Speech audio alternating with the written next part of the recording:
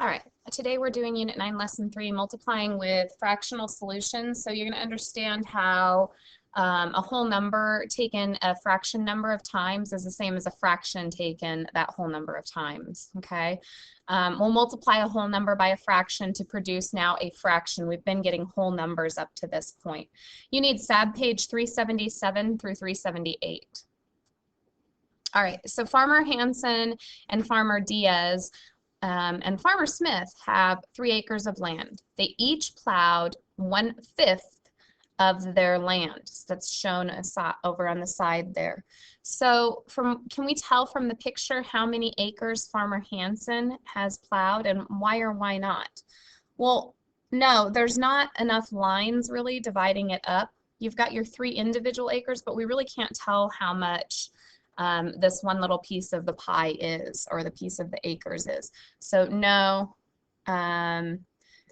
there are no lines dividing each acre into parts.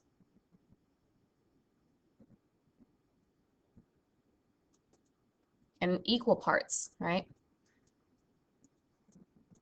Okay, so what about Farmer Smith? He plowed 1/5 of each area. Can we tell how much he plowed?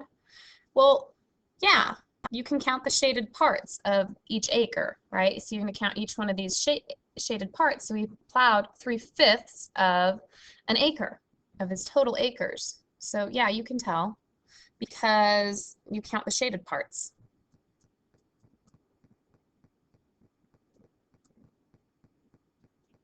Okay, so then this is my equation right here, right? 1/5 plus 1/5 plus 1/5 is 3/5.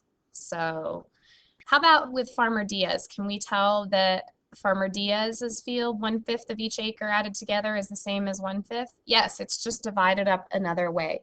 So 3 of the 15 parts, 3 so if you look, there's 15 pieces over there. The 15 equal parts equals 3/15, right? Which is an equivalent fraction to 1/5. Okay, so 1/5 or 3/5 total, right? When you count all that up.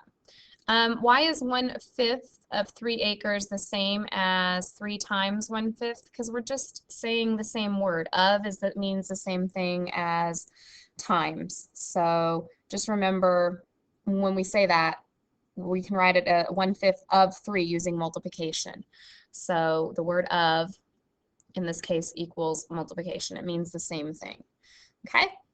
Farmer Belinsky has 7 acres of land. He plowed 1/8 of each acre. How many acres did he plow altogether? Well, it's like thinking each one of those he plowed 1/8. So you would add 1/8 7 times, right? It would be your equation. 1/8 plus 1/8 plus 1/8 plus 1/8 plus 1/8. Let's see, 2, 4, 5 plus 1/8 plus 1/8, right? Or we could just take 7 times 1 and it equals 7/8. So we plowed 7/8.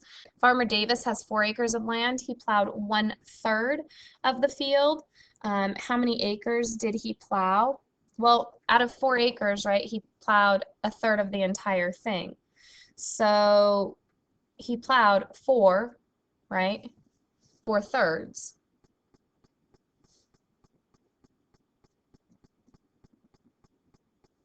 Which is equal to 1 and 1/3 acres total.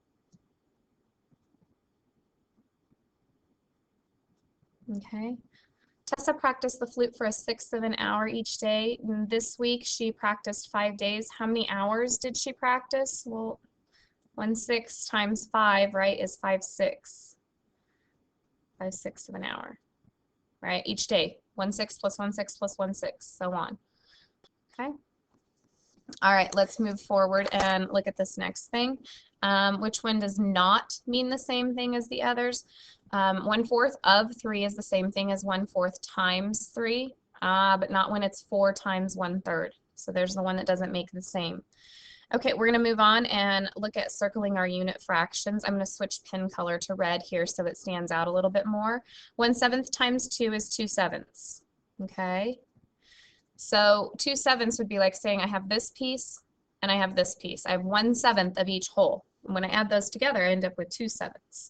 Okay, 3/7, right? That would look like this.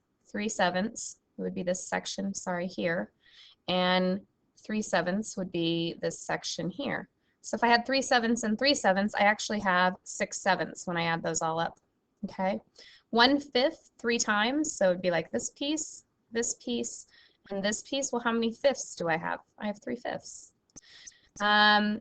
4/5 times 3. Okay, that's like going from here to here, and then skipping, and then from here to here, skipping, from here to here, and skipping. So 4 times 3 is 12/5. Okay, so I would have 12/5. 1/6 times 4, right, would be 4/6. 1, 2, 3, 4. So 4/6. Okay. 5/6 times 4 would be 26. Right, I'm just multiplying the numerator times the whole number. Go 5/6 over. Right, if you counted up all these little pieces that I'm circling or drawing a line across, you would end up with my numerator of my fraction. 1/3 times 8 is 8/3. So you can show that here by catching 1/3 out of each one of the whole numbers. Okay, it's like taking 1/3 out of each of the whole numbers. And if I took 1/3 out of each of the whole numbers, I'd end up with 8/3. 2/3, right, times 8, again, same kind of thing. I'm going to go over 2/3, just 2/3, not the whole way over. And then if I counted up all those pieces, I'd end up with 16/3. Okay, so as I go across each of those. All right, that's it for today. We'll see you guys tomorrow in class.